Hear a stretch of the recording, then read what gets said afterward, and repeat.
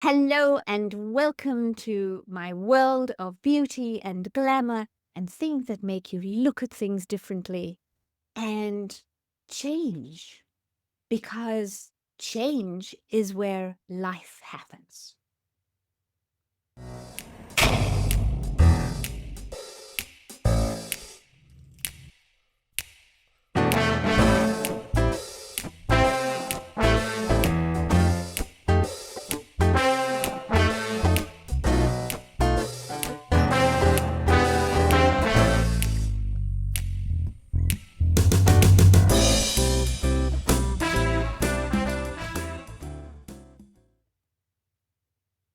Every change you want to make has three components that you need to pay attention to if you want that change to stick. I learned this 25 years on stage. It is part of the embodiment of a role. It is method acting for real life results. And I'm going to teach it to you in this video. This is part of my lavish focus training, and it's been part of my methodology for the past 10 years. Here's the three things you need to know and do in order to make a change stick.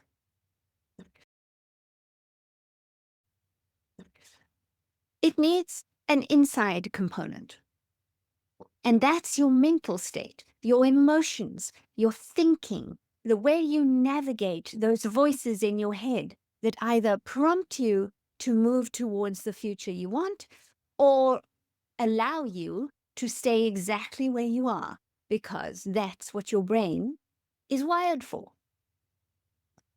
The second part is an outside component. We don't yet live in a bibbidi-bobbidi-boo universe. We can't just wave a wand and have reality instantly catch up with our desires. In fact, reality that we all navigate on a daily basis is the result of past desires, who you used to be. Reality is always inviting you to be who you were. So you need visual cues. You need things in your environment that remind you that you are heading towards something else. And then the third component is part of quantum physics. It's the observer effect. You need to notice the evidence that what you desire is starting to show up, even if the traces are minuscule. So here are the three ways that I teach my lavish focus participants, and I coach all my one-on-one clients through, that will take a desired change or enhancement into your current everyday life, so that one day you look around and go, holy crap, I am already that. The first one is the inside. The best tool I have ever found for this is a self-fulfilling prophecy. I learned this from the quiet marketer, Danny Gardner, and I give her full credit for the way this changed my life. It's really simple. You write a small paragraph that states in present tense who you want to be, how you want to be. You don't say things like, I want to be more confident. You say, I find myself easily being more confident at work and in meetings. Then here's the trick. You record that.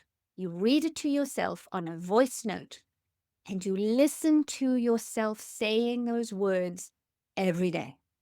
I like to use the trick I learned in Atomic Habits by James Clear, where you take the thing you want to be doing and you attach it to something you're already doing. So I put my earbuds in the morning when I'm doing my glamour, and I will listen to my current self-fulfilling prophecy. Now, there are nuances to this. There are things that I would be able to help you finesse, right? But the basis is there. Internally, you are listening to yourself speak your new reality into existence. And you're doing it often enough that you're getting a new neural pathway that can override the neural pathways that had you going down habitual paths.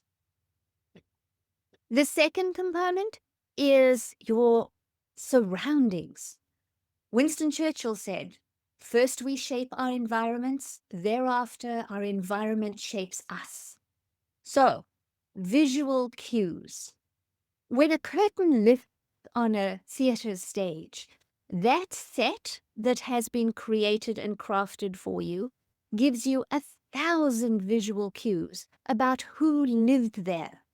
The same thing is in your environment. When I do house calls with my clients, I can read them in their environment. I can see their insides reflected on the outside. When you are wanting to shift an inside, you want your outsides to reflect that in advance. There are many ways you can do that. I teach my clients to create altars. I teach them to tweak their surroundings so that it becomes an invitation to their future self rather than just a museum of who they were. And the quickest, easiest way to do this is a simple post-it note. Write a prompting on your post-it note and put it where you will see it. Put it where it will make a difference. I will often have a post-it note in the top corner of my PC screen so that it will remind me as I am teaching to be who I know I am. I have a post-it note at the moment on my fridge that says, "Are you really hungry?" That post-it note is enough to just have me thinking and questioning whether I'm eating out of habit or because it's 4 o'clock in the afternoon or whether I'm actually hungry. Visual cues, they are a pattern interrupt, and your brain will suddenly come into present time and go, oh yeah, we're doing something different. Let's go this way. And then the third part of this is quantum physics, the observer effect. Where your attention goes, energy flows. So you notice, you begin noticing evidence. To use my fridge example, did I close that fridge door one more time than I would have normally? Did I decide not to eat because I found I really wasn't hungry? If I did choose to eat, what did I choose?